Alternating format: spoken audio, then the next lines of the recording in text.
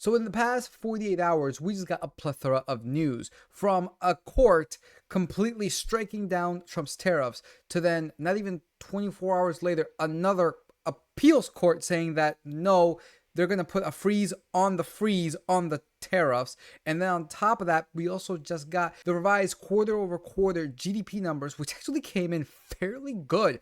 Not the best, but still in the right direction. And lastly, of course, we did get today's Costco earnings, which I gotta be honest, not really surprising in the slightest, right? Not really surprising in the slightest. So let's actually jump into this right now because we got trade court strikes down Trump's tariffs, and we actually covered this on the live stream last night very, very quickly.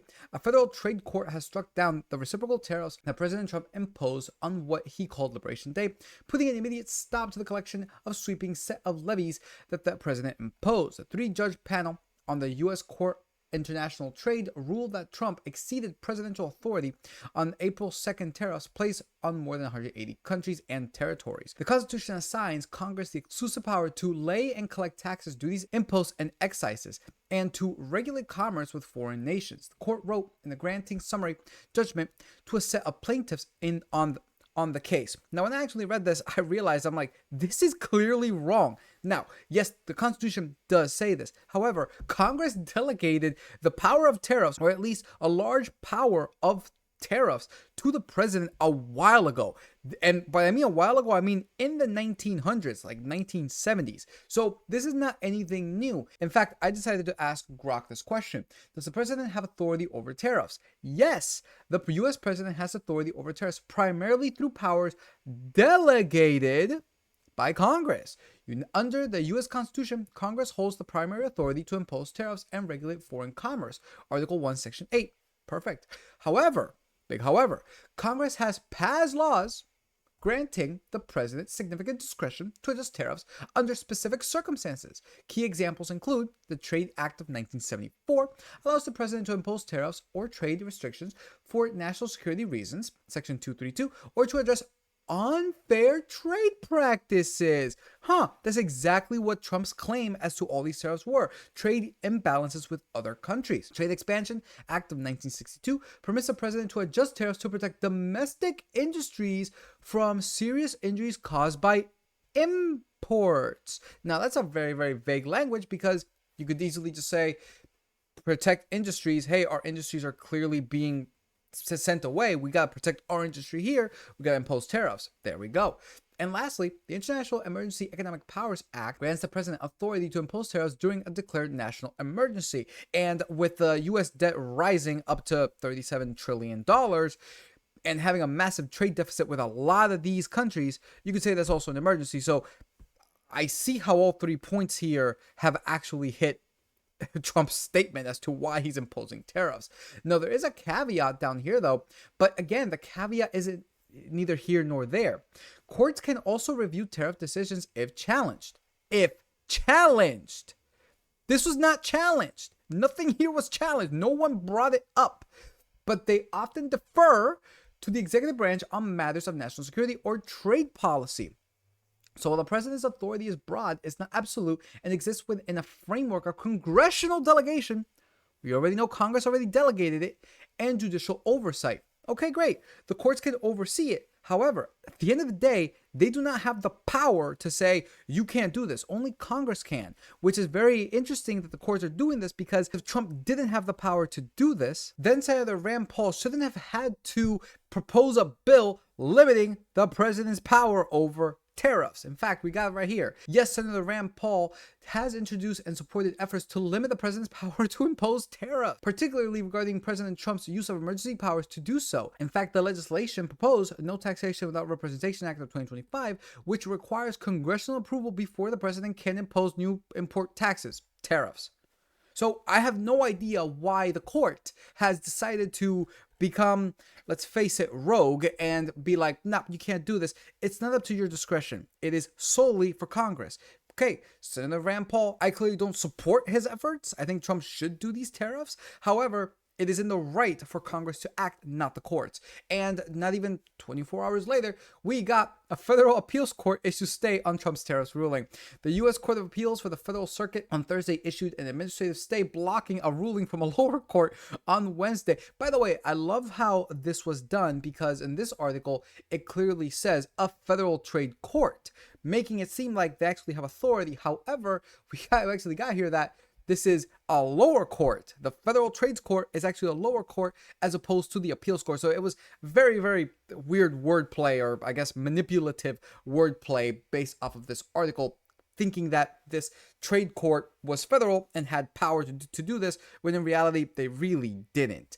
So you can see here that the Court of Appeals for the Federal Circuit on Thursday issued an administrative stay blocking the ruling from a lower court on Wednesday that struck down, quote, the reciprocal tariffs from President Trump imposed in April. So there you guys have it. We're basically just back to normal. The court should immediately stay that judgment, which is rife with legal error, and upend President Trump's effort to eliminate our exploding tariff deficit and reorient the global economy on equal footing, DOJ said on a filing. Exactly. And that's kind of what Trump is using in order to justify these tariffs to begin with, which fall under exactly the Trade Act of 1974. So he's not doing anything wrong, and this court is clearly overstepping. Now, in other news, we did have the GDP revisions for today, and I gotta be honest, I was hoping for it to be in the positive, still in the negative, however, but we can see that it is slightly in the positive direction.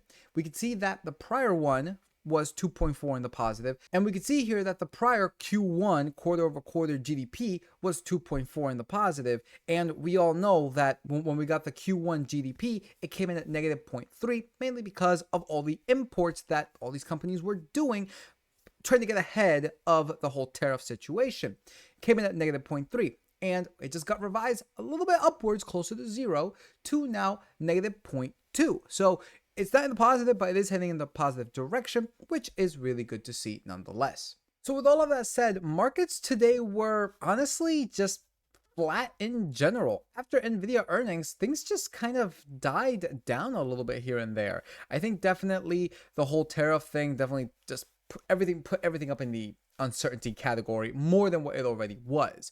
However, we could see here that the S&P 500 gained on the day around 0.4%, but again, basically flat. Took a little bit of a tumble there, but did recover afterwards. Nothing really much to see here. However, we did have earnings when it comes to Costco today, as well as other companies like Best Buy, Foot Locker, Dell. However, I want to mainly focus on Costco because this is a big one when it comes to consumers.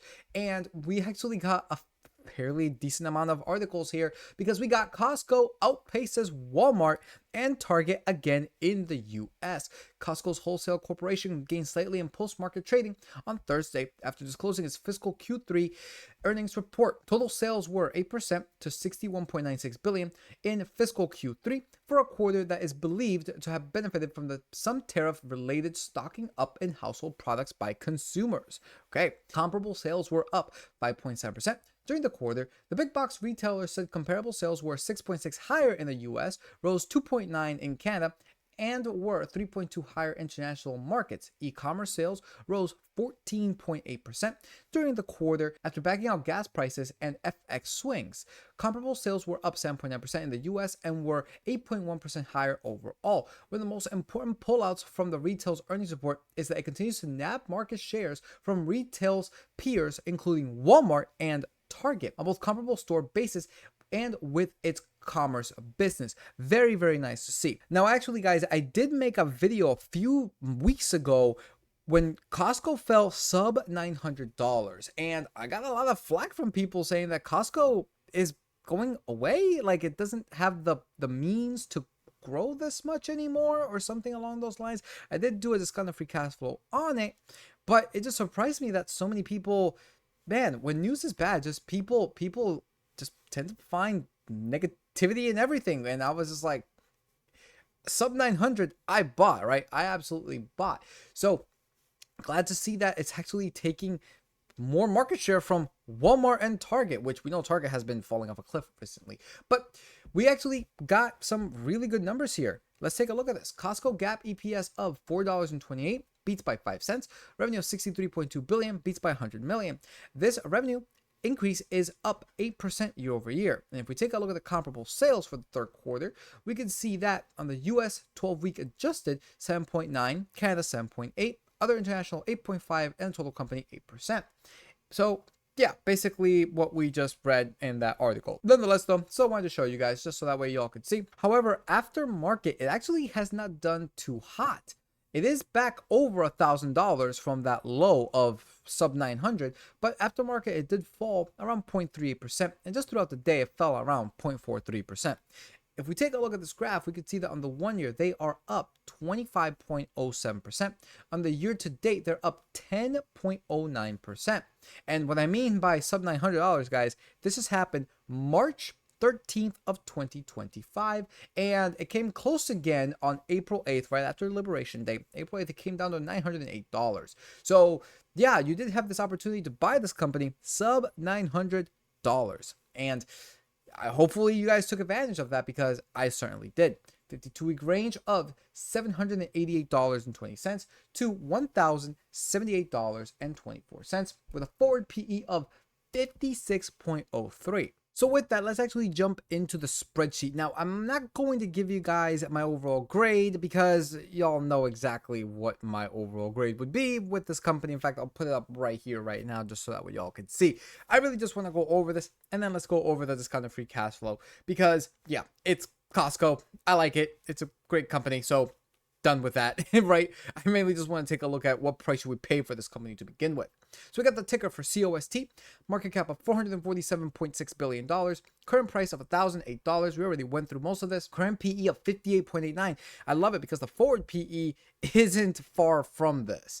We got an annual dividends of $4.08, which translates to 0.5% when it comes to the yield, a payout ratio of 26.5%, a 5-year CAGR of 12.5%, 20 consecutive years of dividend payment, and the payout date was on May 16th, and they do pay their dividends quarterly, ex-dividend date of May 2nd. And now, based off of the overall shares outstanding and this $4.08 in dividends, they pay out around $1.8 billion every single year, which translates to a 10-year average free cash flow payout ratio of 41.36, and as of the last year's free cash flow being 26.14. Needless to say, these are looking great. Nothing else to see there, right? Really is nothing else to see there. Price of free cash flow is massive, 64.63 for the current, and the 10-year average is 47.24. So it is looking a little bit expensive on that end. Price of sales is 1.69, and the net profit, wow. Anybody who claims that, you know, these box stores like Walmart, Costco makes a ton of money, guys, their net profit margins are less than 3% on average. So yeah, they really don't have a lot of capital left on a percentage basis, just based off of the net profit margins. And I know I said I don't want to necessarily show my grade, because I already did. I still want to show you guys at least how these graphs actually look like. Net income very nicely increasing, as you guys can see right here, 221% from 10 years ago. We got the free cash flow stagnant, but still increasing in general. We can see that it is 266% up from 10 years ago, with an average of $4.4 billion. Then we got the revenue, looks absolutely incredible, nice, consistently increasing, up 127.27% from 10 years ago. Assets as a reference only, also increasing very nicely. Liabilities as well. However, the assets minus the liabilities is looking very, very good. Average total assets of 52.71 billion, liabilities of 35 billion, is a difference of around $17.7 billion. Again, fluctuating, but still nicely increasing. Next, we got the cash flow minus the liabilities. It is getting further into the negative, but this is kind of known for these big box stores. Every single time they open a store, it is technically a liability, which would decreases even more. So this is very common to see. Average cash flow minus the average liabilities, we can see is negative $31 billion. And when it comes to the shares outstanding, they are actually consistently increasing from what it's looking like. Yes, it actually is consistently increasing. But honestly, guys, with a share price that big and a PE that big, the fact that they've only increased it 1.3% in the past 10 years, I'm surprised this decimal point isn't, one more to the right at this point. It's actually really, really good to see that they are issuing shares, for starters, at the current share price, because, or at least when they feel that their share price is this high, because why not, right? Why not? So I really don't ding this at all if I were to give the grade. And lastly, cash and equivalents, we can see that on the trailing, this is 12.4 billion with an average of $8.81 billion. Now, if we head into the discounted free cash flow, we can see that these numbers are absolutely looking bonkers. So the average free cash flow growth, guys, is at around 49.39%, the average net income growth of 12.83%, and the current share change is issuing around 0.17%, so basically negligible when it comes to that. Now, I already input these numbers, and this is basically what I am landing up with. For the lowest assumption, I'm going to say a free cash flow to revenue growth of 40, 45, and 50%. For the net income, I'm going to say 8%, 10%, and 12%. PE of 24, 25, 26. Share change of -1, 0, and 1%. And a discount factor of 10, 8, and 6%. And with this, we get the following numbers of $1,168.28 to $2,487.73, with a margin of safety of 5, 10, 15, 993. Look at that, to $2,363.34. So needless to say, this is looking like it's still a bargain of a company. And if you guys bought near that sub $900 mark, congratulations. But that's just my personal opinion on this, and based off of my assumptions, not financial advice. Every investment is the present value of all future cash flow. I do have the 5-year calculator available. The link is in the description below for you guys to make your own decisions for yourselves. So not financial advice, obviously, but based off of my own assumptions, it's still looking like it's a pretty good buy. And lastly, if we take a look at the dividend, we could see that putting in $6,215, this nets you around $25.14 per annual dividends, $6.28 quarterly, and $2.09 monthly. But again, remember, Costco does do special dividends upwards of like $30 per share. So all in all, very, very interesting 48 hours. And by the time you guys see this, we would have had already PCE. So this is going to be nuts. This day is absolutely going to be nuts. Obviously, I am recording this the night before, so I don't know what it is. However, we do have projections on PCE, which they are looking very, very good. We can see here that the PCE price index for April year over year they're expecting it to come down from 2.3 down to 2.2. Mike is expecting a 2.1, which would be nuts. And then on the core PCE year over year, they're expecting it to go down to 2.5 from 2.6. So we'll see what happens. Obviously, you guys would already know by the time you guys see this video. It's going to be an interesting day nonetheless. We'll see if the market rallies. But anyways, guys, that pretty much does it for this video. Make sure to like, subscribe, comment. Really does support with the algorithm on YouTube as well as Rumble. Make sure to follow us on X at Fatal Investing. And of course, if you'd like to join us on the Discord, which is the best place to catch the live streams, the shorts, and the videos. The links to this in the description below. So with that said, peace out, and we will see you all next time.